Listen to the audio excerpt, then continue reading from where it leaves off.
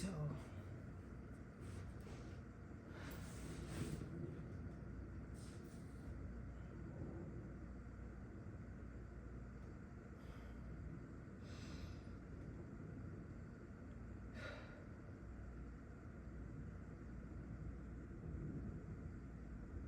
my name given to me at birth from my bloodlines.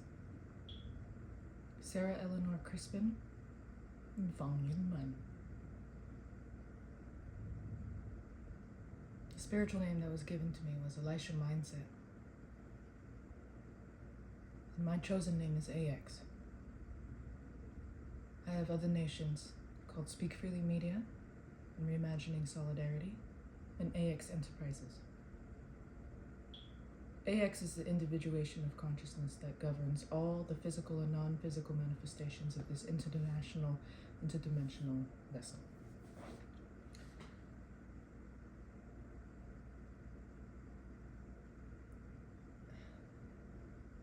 Breath, because I can always just trim this.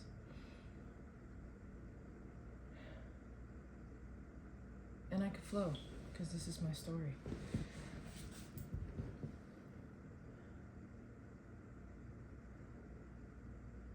Morality guarantees effective travel through infinite timelines, with consent. The inner child with integrity is self-love, because thriving is our birthright. It's programmed into us to know how to thrive. Grass knows how to thrive. Even if the conditions aren't right for it, that doesn't mean it's not programmed for grass to know how to thrive. It's always going to grow green, and when the conditions are right, it grows in abundance. I mean, we have that within us. It's the natural law, it's the natural order. I realized I always knew that we were connected. Everything was made of atoms and molecules. Everything's made of atoms and molecules in the third dimension. The original ancestor is sound.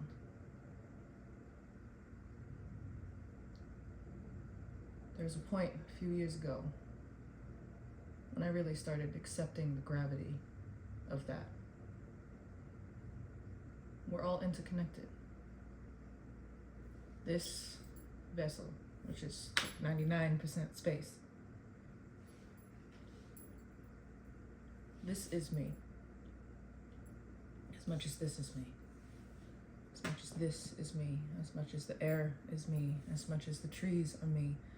As much as Israel is me, as much as Palestine is me, as much as Congo is me, as much as the native ancestors here is me,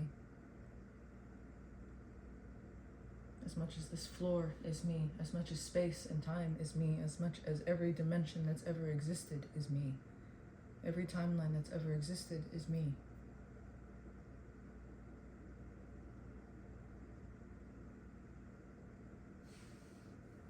Which you could say is selfish.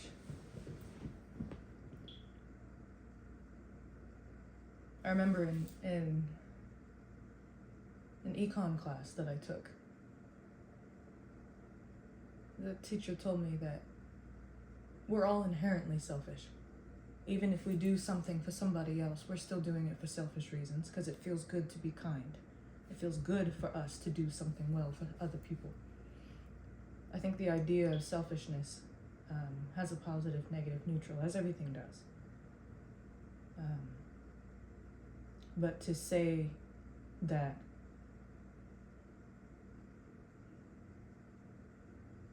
even the idea of sacrificing yourself for something else, even if it's quote unquote not for your best interest, it's because we're upholding our own internal integrity, upholding our own internal moral code.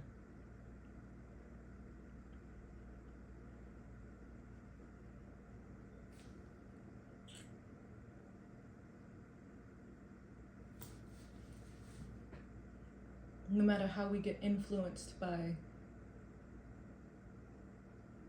the illusion of separation around us, ultimately we're given these individuations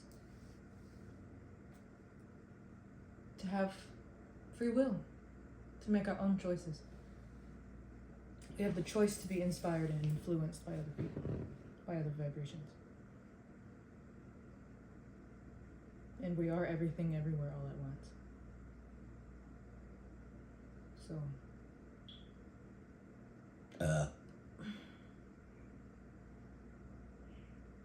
I say all that because when I really started to feel that, I feel it. It became clear to me that the relationship that I have with myself is what's going to project out. So if I have a really great relationship with myself, then I get to share that with the world around me. And we all have our own universes that interpret that.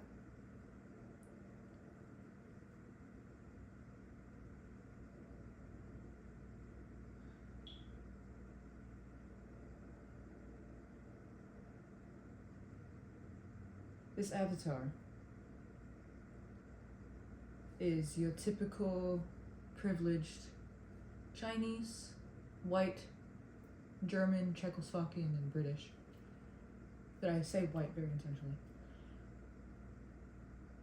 Middle class, college educated. I gave you my birth name, Sarah Eleanor Crispin, so we benefited from the privilege of having a white sounding name. Only child. Family unit was strong around us. Everything that I could ask for was paid for. Everything I could ever need was given to me in the physical realm.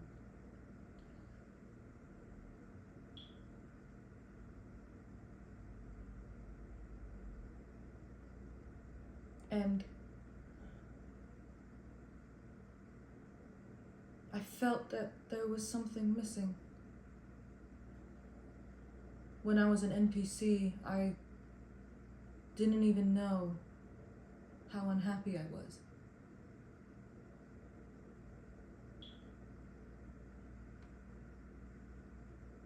And something started to click. One of the best wake-up calls I ever got was someone telling me how terrible of a fucking friend I was. I'm so grateful for you, Jesse. Thank you.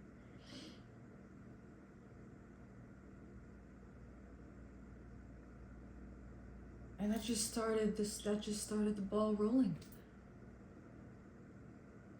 I did acid when I was 19, and then I heard a voice in my head for the first time telling me that my life is a life of discipline. Telling me that I must respect all spaces. That was the first time that I consciously heard a voice in my mind. I remember thinking, damn, that was awesome. Damn, that was crazy.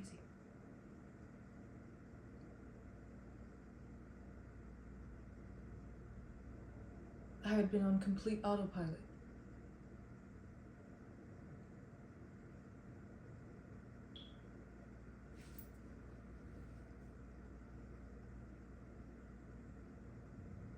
From there, my heart just went when I took a class called Constructing Cleopatra, and it was about Cleopatra as a Greek and African queen.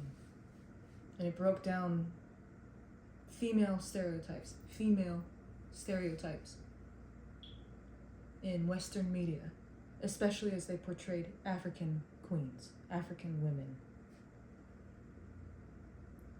The infantilization, the romanticization, the femme fatale, all of these different stereotypes in which women are supposed to be, whether they are weak, submissive, childlike, or cutthroat, cunning. Their only intention is to have sex with men so they can kill them and steal their power.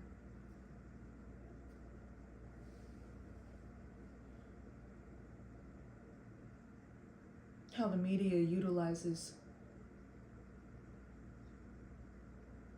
images of slender, pale-skinned, childlike women, starving, anorexic women, to push an agenda of pedophilia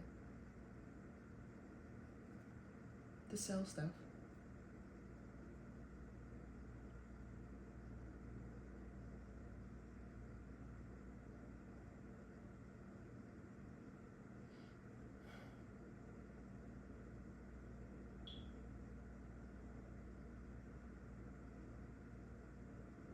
I started to really look at systems of oppression from a place of awareness. How do I have all of these things and still maintain my spirit? And that's when I realized my spirit was broken. I had no self-worth. None at all. I kept working on it though. And I was like, it doesn't have to be like this. If people can be depressed for their entire life, Dad, that means they can live their entire life on the flip side. Fulfilled and joyful and excited and filled with a sense of inner purpose. Abundant.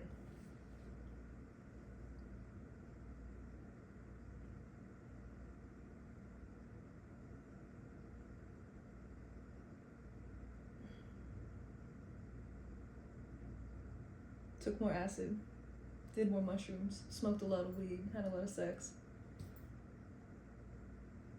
fucked over some people, stuck my neck out for strangers and friends, lived in the middle of the butt-fuck forest, way out.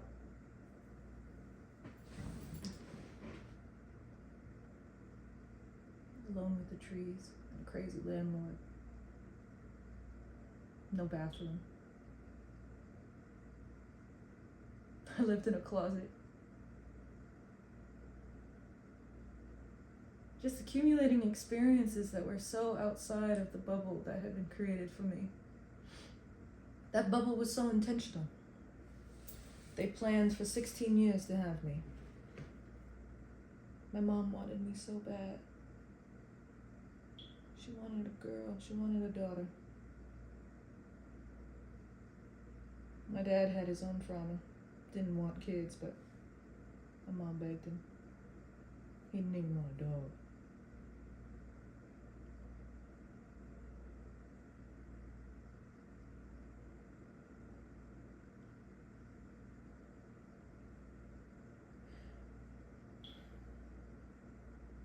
They thought it was really important for me to travel. Yunman is my Chinese name. That means far-reaching in intellect. My mom named me that so that I may see the world, that I may be intelligent, and that gift, I'll go into that in a little bit. I'm telling my story because the context of my story gives me the foundation for why I am intentionally creating platforms for establishing new systems of governance. Why redistribution of assets and resources to those that have been stewarding the land. Why freedom of expression and why consciousness evolution. I call myself a consciousness advocate, consciousness artivist.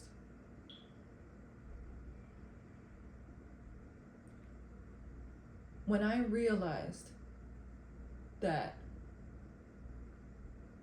there was a small group of people that had been actively influencing the comings and goings of this earth, and that their comings and goings were rooted in genocide and destruction, I realized that if I wanted to be honest about my own moral code,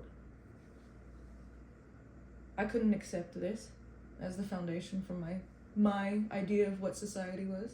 I didn't know what the fuck, how the fuck, but I knew that there were a lot of people who had already been doing this. Trillions and trillions of ancestors, experiences, memories of people who had already paved the way because they had to.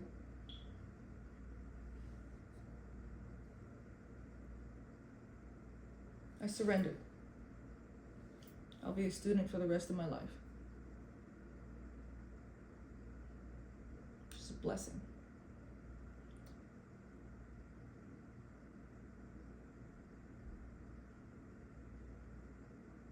I decided that if I had to be honest with myself If I really wanted to take responsibility for who I was, for who I am, and who I will be, that I have to love all of myself. My white, Czechoslovakian, British, German, Chinese ancestors, imperialist, racist, Zionist, genocidal,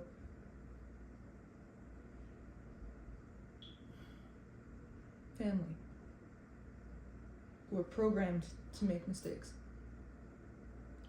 If I was honest about loving myself, then I'd have to honor everything that I came from. Nobody wants to hear about the whining of our story. It's true. Do the healing work. The family's home.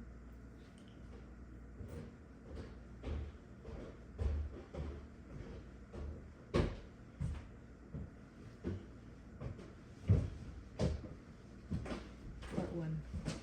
Hi. Can you get them some juice? Juice?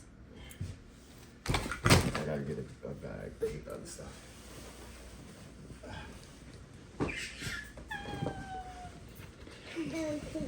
Hey, your hands are cold.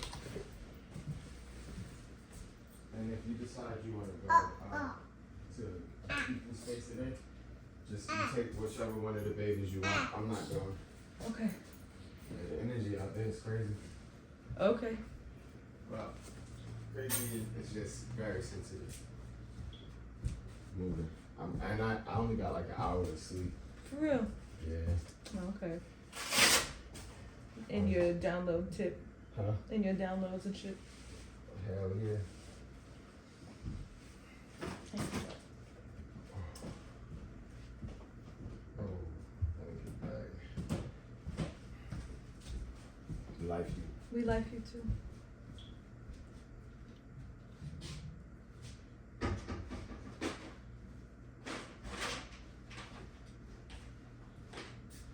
Hope your ritual's been going well. Oh, absolutely. Yeah, I'm recording a video right now. Oh, okay. Oh, you good? I feel like the thing about like so much of the content that we see is that it's all like cut. But this is so just like Real shit. yeah, man. Yeah, we just got some clothes from the community. Dope. Pastor and the first lady said, "What's up?" Okay. What's up?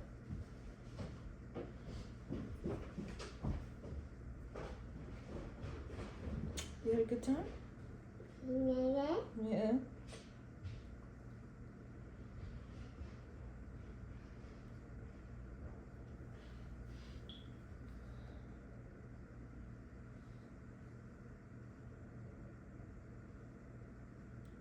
Nobody can ever shame me. Because I shame myself. Everything comes from me. I'm responsible for my emotions and how I feel.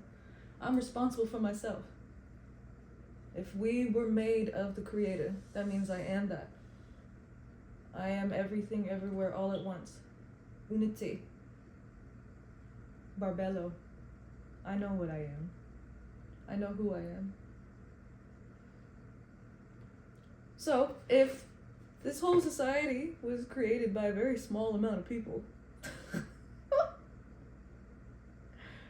who have the secrets of the universe but no emotional intelligence,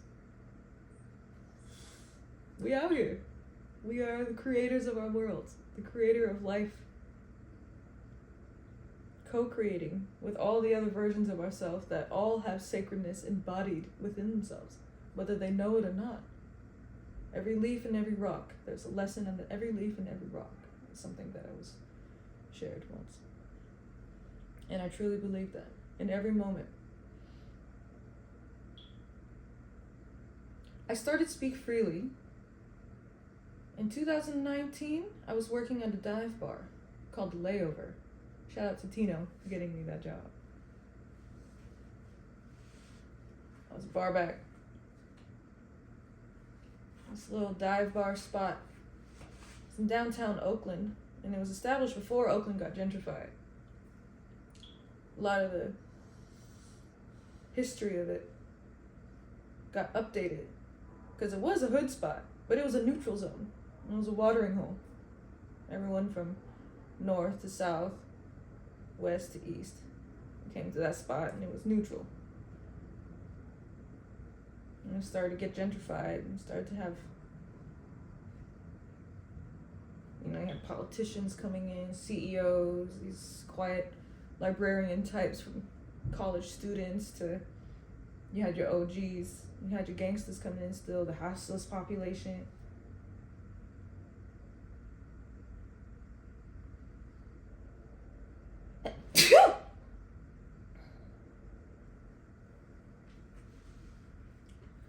It was a full spectrum of people that came into it. It had this tiny little stage. It was tiny. It was probably the whole space was no bigger than about 2/3 of my apartment. My apartment's not that big. It's 2-bedroom, 3-bedroom apartment. There's a tiny little stage. And I was like, you know what? What if we had an open mic here? What if we had the community come in? A space where I always envision it's like we should be able to have politicians and houseless people and gangsters and quiet librarian types to all come into and come into this space and all speak on the same standing from a place of equity and share their creative expression. So we did. It's called Speak Freely. First it was Oak Community, because I thought the Oakland community, bringing it together. And then the ancestors, damn, more eggs? Eggs for days. Sauce. It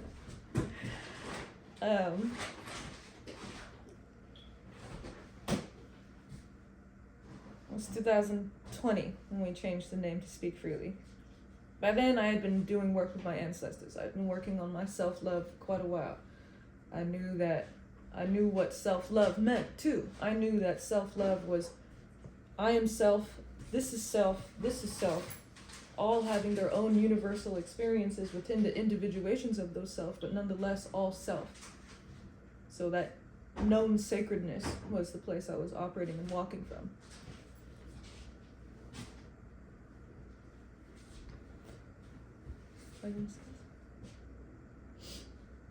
So the ancestors told me, look, if you make a platform called Speak Freely during these times, George Floyd, Black Lives Matter, global upheaval, the veil being lifted about just society accepting genocide as the foundation. Oh, it is what it is. Undercover pedophilia right in your face.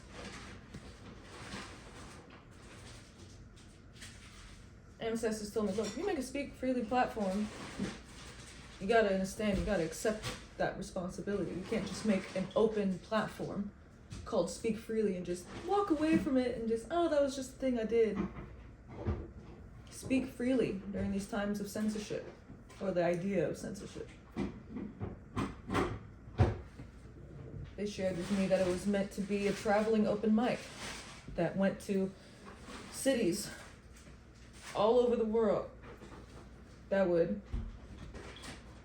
go and invest into community, go to different spaces and do volunteer work or invest into artists and have the community come together, and we would all have an event at the end and just connect everybody, and it would be collectively owned and something that wasn't based on making money. The intent was never to make money, that all my shows were always free. But the intent was to really try something new and to grow into a new version of yourself and to root your community development in self-love. So I was like, okay,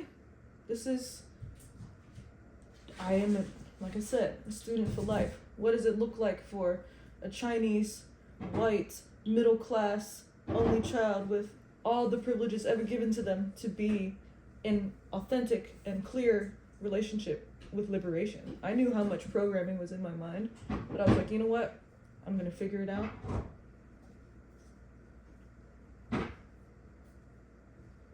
I knew that coming from the middle class, that the space that needed to be grassroots organized next was the middle class. That if in one of these housing association neighborhoods where 5 families put together, set aside, these families, they go on some of these older vibrations, they go on vacations 3 or 4 times a year. If just 5 families set aside 1 vacation's worth of disposable income, organized it, and invested into communities that were on the ground, that's easily anywhere from $5,000 to $20,000 to $50,000, depending on how they like to spend their money.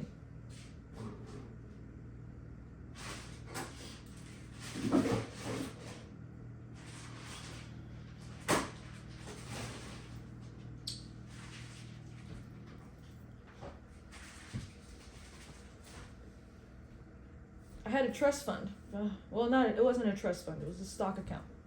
I had $160,000 that I knew had to be invested into something for my self-improvement, for my development, so that I could give back to the community. I didn't know how, I didn't know when, but, my programmed mind was thinking maybe I should invest going back into school or whatever it was. I wasn't sure yet, but I knew that's what it was for.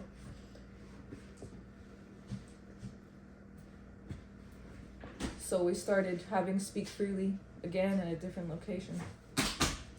And I got the idea because there's this really dope land back initiative by Sogoreate Land Trust in Oakland, Ohlone territory, where they have a shumi tax, which if you are a settler on this land, you can actually pay the equivalent of the taxes that you would pay to the United States.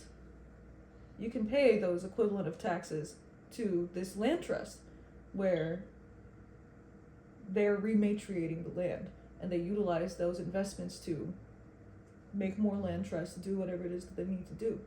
So obviously, ticket sales would go back into that.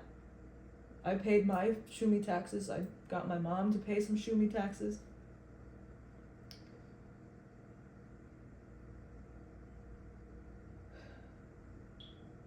Asset redistribution. Land back.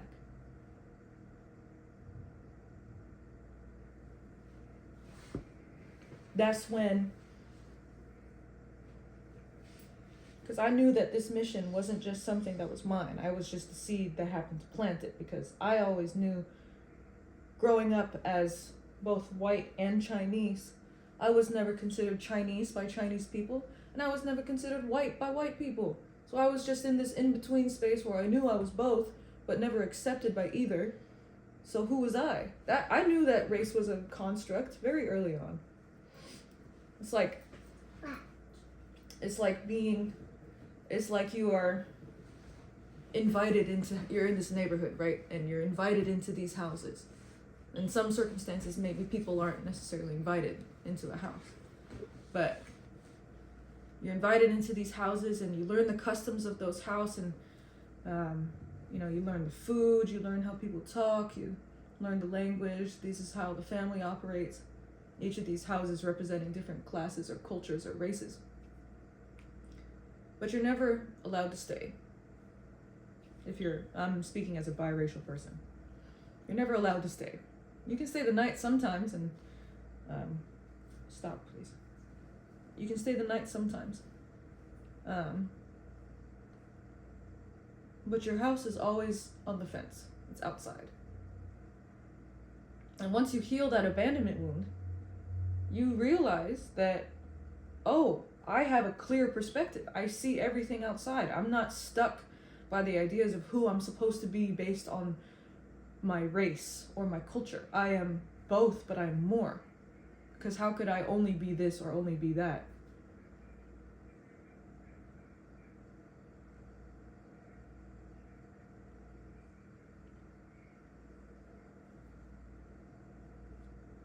Because we are sacred.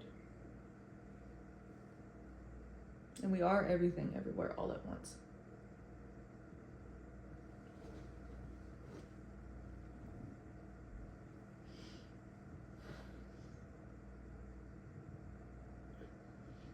I knew that planting the seed, because I had that perspective, I didn't need to be the one with all the solutions for liberation.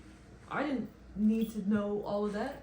I just needed to utilize my privilege and utilize my experience to create a platform as to where those experiences, because I am white, but I'm also a person of culture. Because my people were colonized, Chinese people were colonized.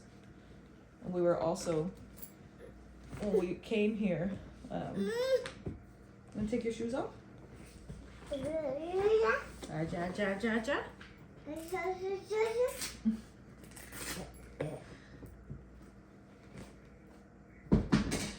Building these railroads, the Chinese Exclusion Act. A lot of times my people, they get that, but they don't get that they still benefit from white supremacy. So the Chinese and black relationships, and I'm using the word black. You want the socks off too? All right. I know that black is a legal spell. You want some juice? Let's get some juice. Yay!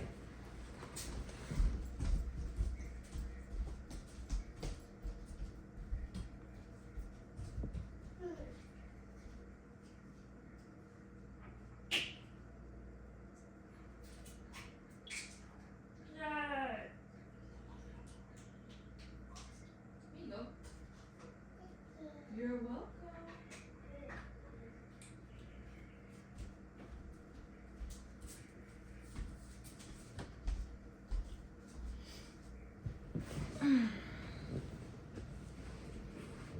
There's a lot of miscommunication between my peoples because they haven't accepted the fact that they also benefit from white supremacy. They just want to focus on the fact that they were colonized, but they don't want to take responsibility for the fact that they still benefit. So, I say that because thank you. Cup. Tuck? Cup. Cup. Cup. Juice?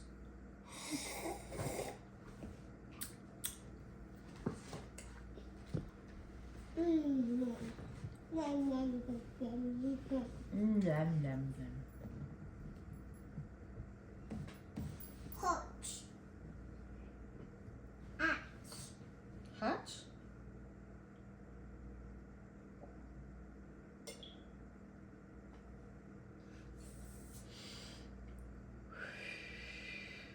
Whoa, hold on. Ask? I do it. Okay. Mama? Mama.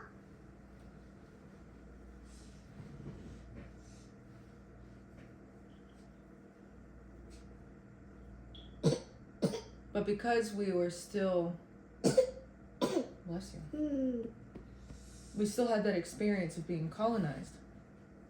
We could relate to other peoples of culture, even though Chinese people, the Han Chinese people, are like the white people of the East. The East.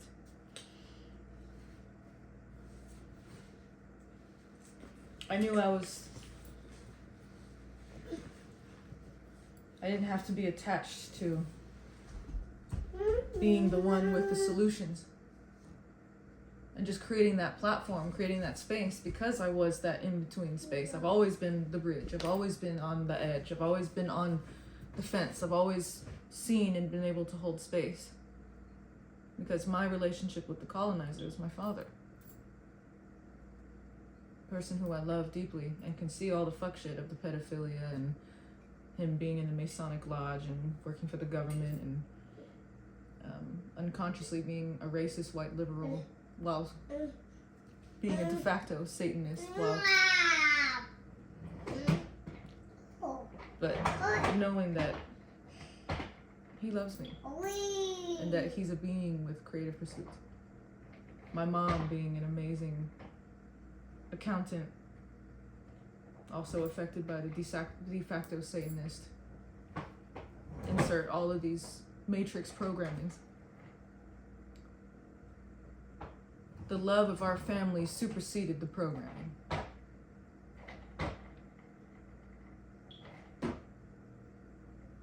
It gave me the opportunity to be in that interesting balanced space where the system did take care of me. I've been safe. I've had opportunities given to me. I've had family around me. And that's what every being deserves to have access to. I knew that once I started learning about the law of vibration, law of attraction, these universal principles, all is mind. If we reprogram our subconscious mind to let go of those internalized beliefs that come from unconscious or conscious traumatization that comes from living in this society, that gets transferred into our family units, that gets transferred into actions and daily habits that we create around our world to reinforce it. Letting go of fear of abandonment or fear of betrayal or fear of rejection. Letting go of those unconscious beliefs that block us and hinder us from believing we're worthy of a healthy and thriving life, which is what this system does. Thinks that we have to just accept being unhealthy so that we can't actually go to that next level of inner peace, to realize when we're in a state of calm, we have the ability to create the solutions that are necessary to insert. Knowing that thriving is our birthright.